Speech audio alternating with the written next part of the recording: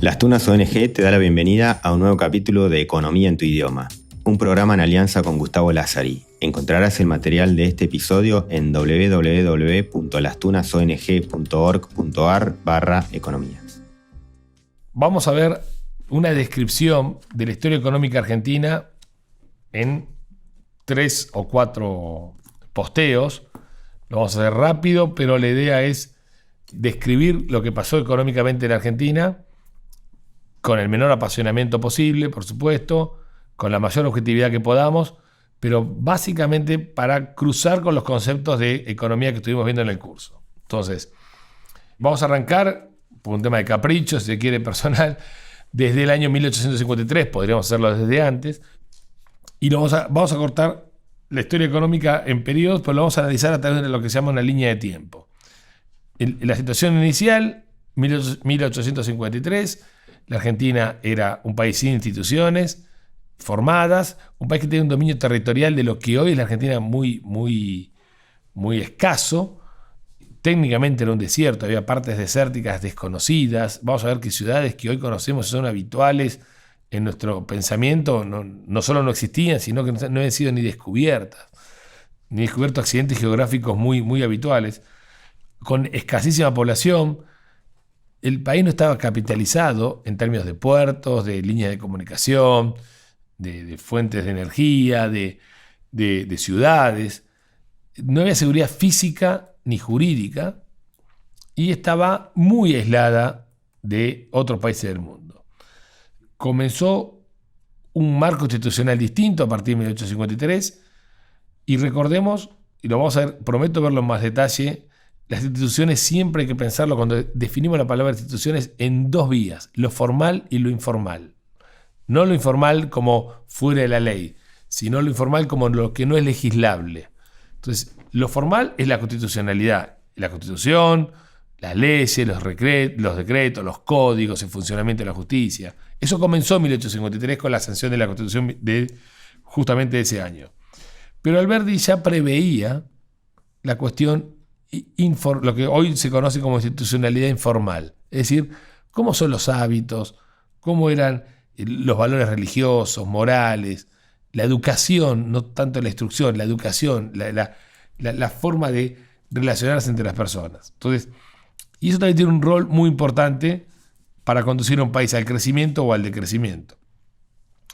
El primer periodo que va a abarcar entre 1853 y 1880, lo vamos a llamar periodo de formación institucional, donde ahí se establecen, a través desde la política, de arriba para abajo, el cambio de normas, formal, es decir, la libertad de comercio, la libertad migratoria, la apertura a las inversiones externas, el tema educativo, la determinación, la delimitación de la autoridad política, los límites físicos de la Argentina, los límites en materia de seguridad.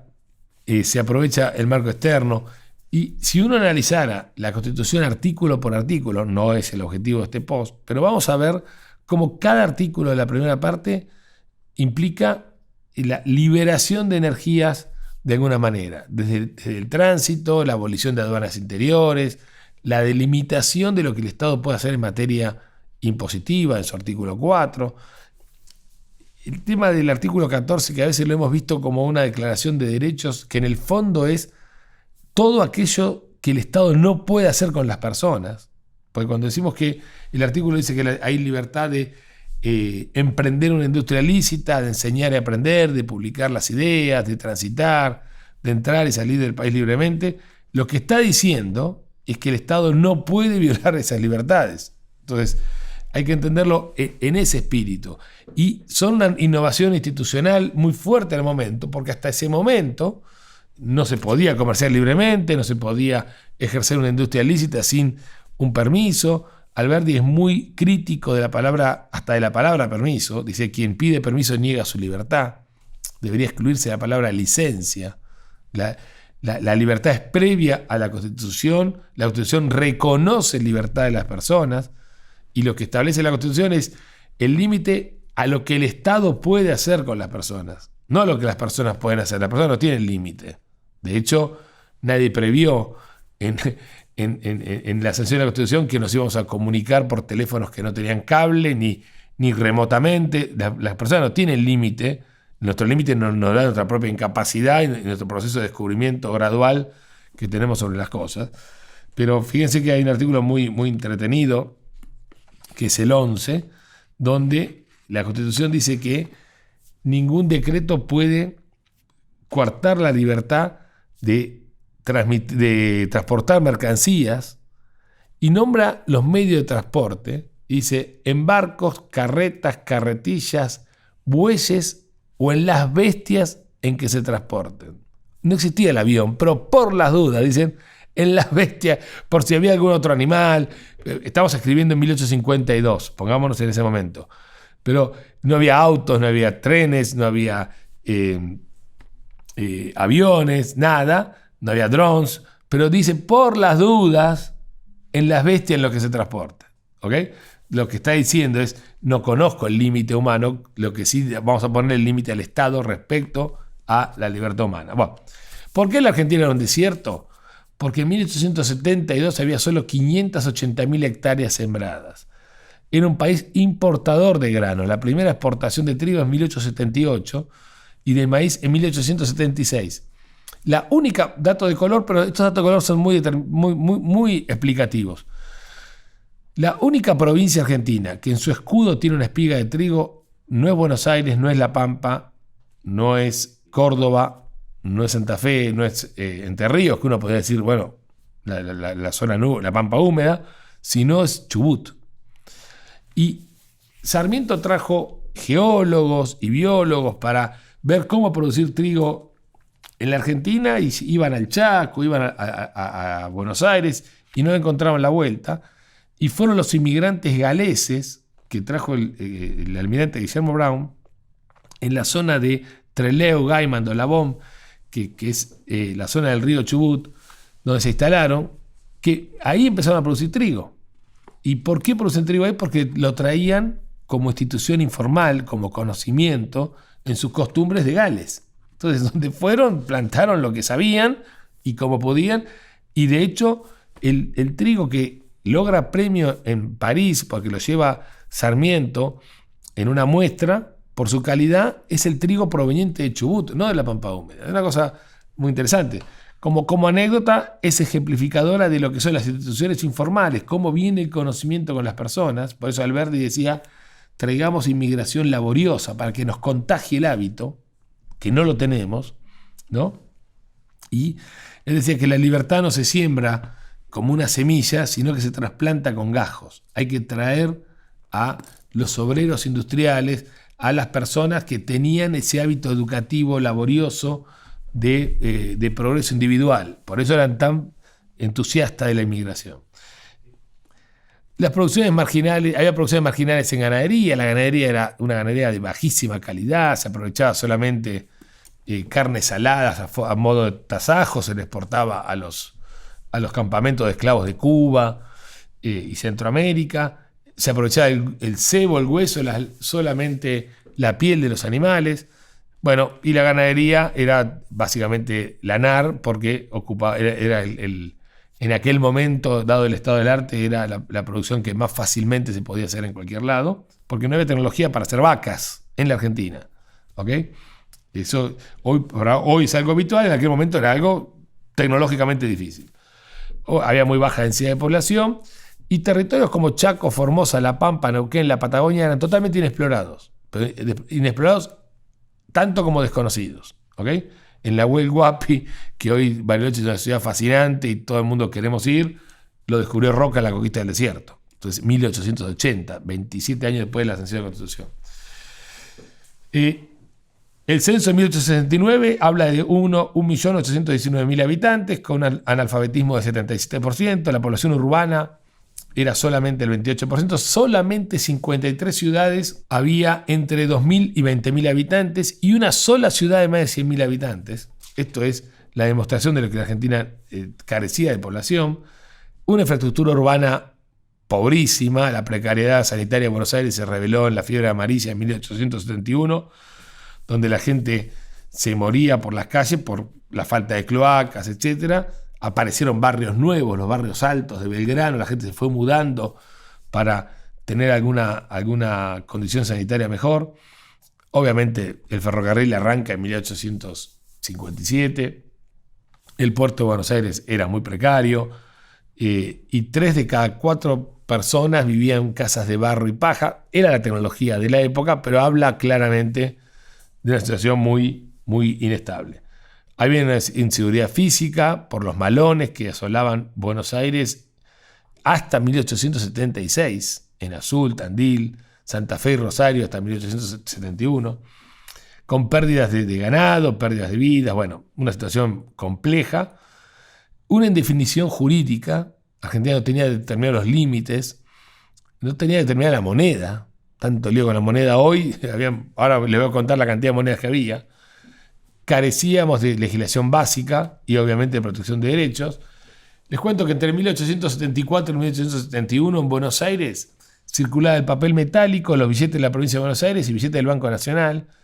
En Santa Fe circulaba el metálico argentino, monedas de oro y plata, metálico boliviano, era fuertísimo el metálico boliviano en toda la Argentina, billetes de Santa Fe y billetes nacionales, casi como en la época de las cuasimonedas, ¿no? En Córdoba circulaba fundamentalmente el metálico boliviano y billetes nacionales, es decir, una diáspora que hacía, si se quiere, parte de esta inseguridad. Argentina era un país aislado del mundo, estoy hablando siempre de la condición inicial. En 1876 apenas comerciaba con Inglaterra y Francia, pero el comercio era del 0,5% de esos países. Y podemos distinguir este periodo como un periodo de formación entre 1853 y 1880, donde todo esto se va haciendo, sin resultados prácticamente. Cuando veamos resultados, vamos a ver que el resultado es la población, la inmigración. Un periodo de apogeo fuerte. Argentina empieza a crecer a tasas chinas violentas, mucho más alto que el crecimiento chino de estos años que nos obnubila a todos. Entre 1880 y 1910, y vamos a ver por qué sucede esto. Y este periodo entra en declinación a partir de la Primera Guerra Mundial en 1914. Y yo creo que ahí empieza la declinación argentina. Pero bueno, veamos. Esta reforma institucional generó frutos, tanto que al momento máximo de apogeo, que está entre 1910 y 1914, la Argentina, de ese 1.800.000 habitantes, pasó a 7,8 millones. La ciudad de Buenos Aires, el primer idioma era el italiano. Había más gente que hablaba italiano que gente que hablaba español. La población se multiplica por 4,3, una población que crece, pero ahora vamos a ver que encima creció el PBI per cápita, es decir, cuánta más riqueza tuvo que generar para que más personas además ganen mucho más. El área sembradas se multiplicó por 34 en este periodo. El dominio territorial de la zona pampeana se duplicó. La inmigración neta fue de entre 5 y 7, hay distintas cifras. Millones de personas decidieron quedarse en Argentina. La inmigración total fue de casi 15 millones de personas. Es decir, venían 15, venía el golondrina, venía hacia la cosecha y se iba, pero quedaban. Y es muy interesante ver las cartas entre inmigrantes, donde decían, no, venía a Argentina que se come mejor. La expresión era muy mundana o muy, digamos, habitual, como hablamos nosotros. Te pagan de tanta manera el trabajar en el ferrocarril o trabajar en el campo, realmente impresionante. Y la inversión física, en lo que se llama inversión de capital, está a las luces. Mi sugerencia es recorrer ciudades como Buenos Aires, Rosario, ciudades del interior de la provincia de Buenos Aires, y mirar 3 metros para arriba. Y vas a ver una construcción de este periodo con una calidad ornamental muy fuerte, con detalles de hierro. Había edificios que se importaban directamente, enteros, lo cual no habla ni mal ni bien, habla para mí de una opulencia importante, que es indicador del crecimiento. Si uno viera un solo edificio, podría decir que creció una sola persona, pero cuando ves que creció toda la ciudad de Buenos Aires, ahí te das cuenta que el crecimiento estaba muy extendido. Cuando ves características de edificios fastuosos hechos por inmigrantes agrícolas, te das cuenta que si no existía el loto, el quiniseis y la quinela, algo había en el crecimiento económico, porque si no, no puedes hacer algo tan fastuoso. Hablo del pasaje Barolo, que fue un inmigrante agrícola italiano que lo hizo en Buenos Aires y en Montevideo casi igual. y como era fanático de la Divina Comedia, hizo la Divina Comedia en un edificio, y decís, bueno, podrá ser una persona excéntrica, sí, pero la realidad es que es una riqueza que surgió de la explotación de algo que no se producía antes porque era un desierto y después pasó a ser campo productivo, y no es un caso, hay muchísimos casos de estos en la historia argentina. El dato nuevamente son los inmigrantes y la formación de colonias inmigrantes en todo el país, y la Argentina con un agregado extraordinario, casi diría, no digo único en el mundo porque Estados Unidos lo tiene, yo no sé si tan variado como Argentina, pero debe ser un caso similar. Sí hubo muchísimos más inmigrantes de Estados Unidos, pero hablo de la variedad. En Argentina vinieron fundamentalmente italianos de toda Italia, españoles de toda España, que lo digo porque son regiones distintas, que ni se conocían entre ellos, etc. Pero también franceses, alemanes, ingleses, galeses, escoceses, lituanos, estonios, ucranianos, rusos, comunidades árabes, comunidades judías, comunidades armenias, nórdicos. O sea, si uno ve una guía telefónica argentina, te das cuenta del origen, polacos, me estoy olvidando un montón, el origen de los apellidos, y es muy interesante. Es una cosa particular, sugiero verlo, a veces en la formación de los equipos de fútbol. No es común en cualquier país del mundo que jugadores nacidos en el país tengan todos los apellidos. Uno agarra la liga italiana, la liga inglesa, la liga alemana y va a ver apellidos brasileros, comunidad portuguesa en Argentina, lusitanos, ni hablar. Va a haber apellidos, pues son jugadores que compraron. O agarrar la liga, la primera C, la primera D, la primera B metropolitana, que no vienen jugadores de otros países, y vas a ver todos los apellidos. Eso te habla de que la Argentina fue un gran atractivo. Vos podés engañar a un pueblo, podés engañar a una región de Italia, a una región de España, pero no podés engañar a todo el mundo. ¿Okay? Si todo el mundo viene en forma espontánea, algo hay. La gente va para pasar de relativo malestar a relativo bienestar. Donde encontró la expectativa y la posibilidad de hacerlo. ¿Okay? El principal indicador de éxito de ese momento económico fue el dato de los inmigrantes, por su cantidad y por la variedad de origen, que parece lo más determinante. El indicador que figura como atractivo, por el cual una persona puede dejar su origen y cambiar el país, es el salario real, pero también es la institucionalidad, la economía, la libertad de culto, la libertad de aprendizaje, la libertad de movimientos. Eso hace a las decisiones de mudarse de una persona de país a país, de emigrar. En términos de salarios reales, para que tengamos una idea, en el año 1875, un argentino producía el 40% de lo que producía un norteamericano. Es decir, tomando Estados Unidos como 100, Argentina producía 40. En términos de productividad por persona. Canadá 76, Italia 68. Pero en 1929, si un norteamericano producía 100, que no producía 100, producía muchísimo más porque también crecía, pero tomando como base 100, el argentino producía 68. Es decir que se acercó casi 30 puntos a la productividad del norteamericano. Fue el momento donde más cerca estuvo la productividad argentina a la productividad norteamericana. Entre este periodo, entre 1899 y 1929, esos 30 años. Pero el italiano de 68 ya producía 40. Quiere decir que mientras Inglaterra, Italia, Francia, mismo Canadá, mismo Australia, perdían posiciones respecto de la productividad de un norteamericano, el argentino la ganaba, casi la duplicaba. Por eso, el enorme atractivo para los trabajadores del viejo continente de mudarse de Argentina. Contrariamente a lo que se dice en aquella época, la cantidad de establecimientos industriales se duplicaba década a década. Era una industrialización de lo que se conoce como industrialización temprana o industrialización espontánea. Es decir, aquel proceso industrial sobre la materia prima más habitual, en este caso productos de origen agropecuario. Y entonces industrias de la tela, de la madera, de los alimentos, de los muebles, se empezaron a radicar fuertemente en los contornos de las grandes ciudades. De hecho, si bien normalmente nos dicen que en aquel momento era solo agroexportador, la realidad es que había revueltas obreras. Y había revueltas obreras porque había sindicatos, y había sindicatos porque había establecimiento industrial. En el año 1913, 400.000 personas trabajaban en la industria, lo cual representa el 5% de la población, pero el 15% de la población económicamente activa, es decir, una proporción importante para un país que arrancaba en su empleo industrial.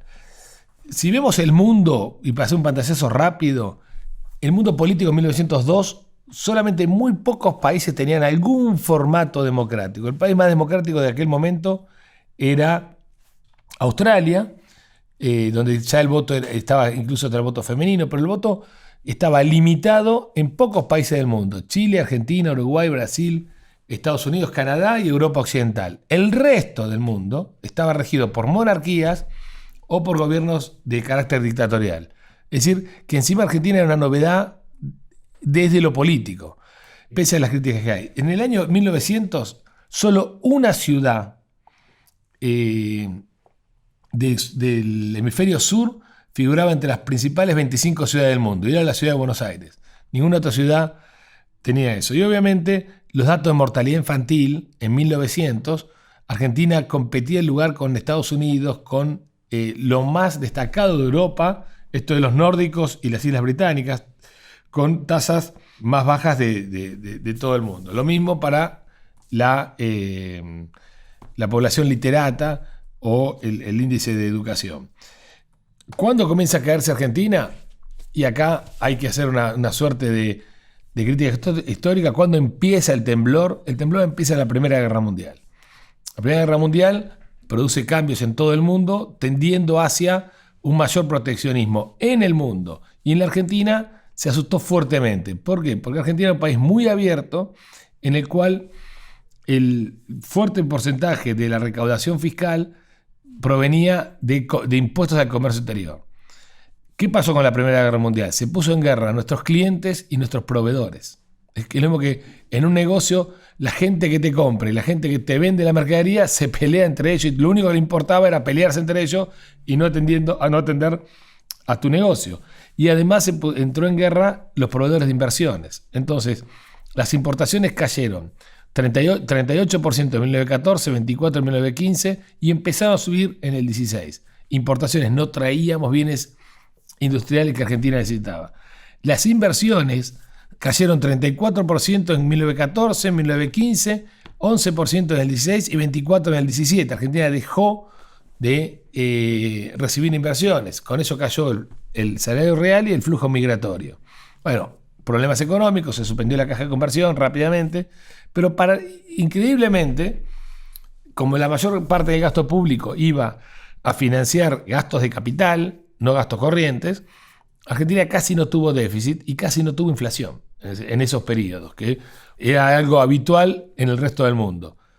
Empezó a tomar fuerza en el mundo una teoría muy sustentada también en pensadores argentinos del momento, que era la teoría del deterioro de los términos de intercambio. Y esto, si bien la teoría no es correcta, no es cierta, el dato es que fue la teoría que de alguna manera guió a los gestores de política pública, al gobierno que ya había cambiado de signo en 1916, a raíz del voto secreto masculino en aquel momento, de Sáenz Peña. Se había asumido el gobierno de Irigoyen radical contra, digamos, la hegemonía conservadora, para llamarlo de alguna manera, previa. Pero la teoría que guiaba la política, tanto conservadora como radical del momento, era la teoría del deterioro secular a través del tiempo de los términos de intercambio. ¿Qué dice esta teoría? Que en el tiempo, con el traspaso del tiempo y por los motivos que vamos a dar ahora, los precios de los productos que Argentina vende va a tender a caer y los precios de los productos que Argentina compra van a tender a subir. Esto es, por el cierre de los mercados europeos, la tendencia al autoabastecimiento, las guerras provocan un sentimiento de autoabastecerse para no depender del comercio, porque las hambrunas en los países que importan alimentos provienen de que se producen en momentos de guerra, porque los barcos no pueden llegar. Entonces dicen, mejor produzcámoslo nosotros. Esto pasó claramente en Inglaterra y en buena parte de Europa Occidental. Y el crecimiento económico hace que los precios de los productos primarios caigan. O sea, nuestros clientes van a querer comprarnos menos, decían en aquel momento.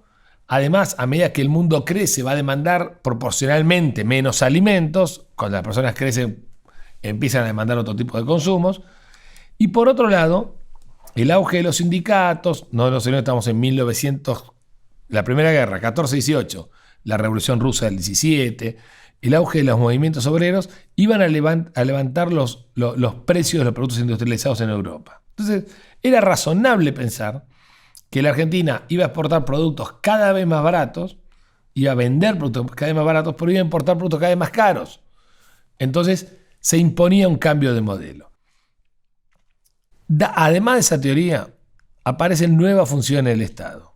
Hasta, diríamos, casi 1920, el Estado tenía un rol fundamentalmente gendarme. Esto es protector de derechos. Era el Estado de la Constitución. Ahora aparece un rol productor. Es decir, en 1907 se estatiza el subsuelo. En 1907 también está la ley Mitre que garantiza la rentabilidad de los ferrocarriles. En el 22 se crea la primera empresa petrolera estatal del mundo, que es YPF. En el 27 la fábrica de aviones. Y el modelo de industrialización espontánea se pasa a un modelo de industrialización forzada por sustitución de importaciones. ¿Qué significa? Empezar a cerrar importaciones para que los objetos, las cosas que se producían externamente y lo compramos vía importaciones, se fabricaban localmente. Hasta ahí, un canto de sirena para muchos, pero la realidad es que todo esto empezó a costar mucha plata. El requisito de la sustitución supone el cierre de la economía, diferenciar los precios, que aparezcan precios locales o internacionales, que aparezcan compras gubernamentales y obviamente mecanismos de control. Empezamos a darle funciones al Estado. Aparece un modelo que se llamó modelo de sustitución de importaciones, en el cual la sustitución fácil, exitosa, se hace rápidamente cuando para bienes de pequeños requerimientos de escala, como puede ser calzados, indumentaria, pero después, y esto lo vamos a ver en el próximo post, a partir de la década del 30, se pretende una sustitución más fuerte, más pesada, la industria pesada, las metalmecánicas, la siderúrgica, la automotriz, que requiere tamaños de mercado más grandes. Como Argentina no tenía mercados, las formas de emular un mercado más grande era con una cerrazón de la economía más importante. Entonces, acá en este momento se produce el quiebre. Ahora iremos sobre el porqué del quiebre, pero lo importante es el momento histórico, desde mi punto de vista, está entre 1916 y 1920, 1922. Si bien está el gobierno de Alvear, que es bastante liberal y restablece un poco la cultura anterior, la realidad es que ya la élite argentina estaba cambiando modelo. Cambia el modelo de educación, empieza un tema no menor cultural, que es el miedo al extranjero, la aversión al extranjero. Entonces, el extranjero empezó a ser visto como una amenaza, cambió la generación. Este tema de generación es determinante. El hijo del inmigrante es más débil que el inmigrante original. El hijo del político es más débil que el político original. Roca fue él a los 37 años a conquistar el desierto. Después discutiremos si está bien o mal, no importa. Fue él directamente, fue ministro de guerra que conquistó el desierto en la presencia de Avellaneda. El otro año fue presidente. Para que tengan una idea, el primer discurso de inauguración de Roca establece, y lo dice él textual, que si no une con el ferrocarril y nombra 11 pares de ciudades, Salta, Tucumán, Mendoza, San Juan, Rosario, Córdoba, 11 ciudades, con el ferrocarril en el periodo de 6 años, su presidencia debe ser considerada un fracaso. O sea, eran jugadores fuertes en la política, en las decisiones. Esa fortaleza se debilita. ¿Por qué se debilita? Y podemos ver alguna cuestión, si se quiere, más sociológica. Yo la llamo el fondo y la superficie. El fondo argentino todavía era, como decía Alberdi, colono español. Todavía teníamos la mentalidad colonial donde las principales actividades eran las menos productivas, esto es el clero, la milicia, la política, y la actividad productiva pasaba como un segundo lugar en lo social. Donde todavía lo que antes hacía el rey ahora lo hace el Estado, que no era un modelo estatista, pero tenía esa cultura de que la propiedad, por ejemplo, de los recursos naturales era del Estado, de la propiedad de los combustibles, que se evidenció claramente cuando apareció el petróleo. Lo primero que se hizo fue una empresa estatal. Entonces, rápidamente aparece eso. Y el modelo no resistió crisis de grandes magnitudes. Y a la primera crisis, que fue la Primera Guerra Mundial, claramente le hizo una grieta al modelo. La segunda crisis, que fue la crisis del 30, lo terminó por desterrar. Entonces, el origen, desde mi punto de vista, del cambio de tendencia es que en la superficie la Argentina fue un país progresista, pero en el fondo mantenía instituciones, si se quiere, coloniales, que florecieron, volvieron a la luz a la primera gran crisis, con el tiro de gracia que fue la segunda. Hasta acá llegamos al modelo del 30, hasta 1930. Un modelo que, para repetir, era de Estado gendarme, Estado muy chico, el gasto público sobre el PIB no superaba entre el 6 y el 7%, con un sector privado muy dinámico, la economía casi absolutamente abierta. Para que tengamos una idea, un movimiento de la tasa de interés en la Plaza de Buenos Aires movía la tasa internacional. Era un país muy abierto al comercio y a las inversiones, con el atractivo inicial, si se quiere, de todo por hacer y por lo tanto migraciones, capitales, rápidamente se incorporan a la Argentina, y eso dio un escenario de crecimiento como nunca se había visto en un país no sajón. La Argentina es una gran revolución a nivel internacional, estudiada en muchos países del mundo, porque fue el país no sajón que más creció en aquel momento. Tasas que hoy superan las famosas tasas chinas. Y eso permitió 16 millones de inmigrantes, 7 millones de inmigrantes netos, ganando el principal PBI per cápita del mundo. Es como si ahora, lo repetimos, dentro de 50 años imaginemos una población argentina de 160, 180 millones de habitantes con el PBI per cápita de Luxemburgo. Nos suena inimaginable. Y bueno, en aquel momento sucedió. Seguimos en otro post. Esto fue Economía en tu idioma. Encontrarás el material de este episodio en www.lastunasong.org.ar/economía. Si te interesa participar de reuniones para conversar sobre estos contenidos o querés ser facilitador y organizar tu propio grupo, contactanos a través de este mismo link. Podés encontrarlo en la descripción.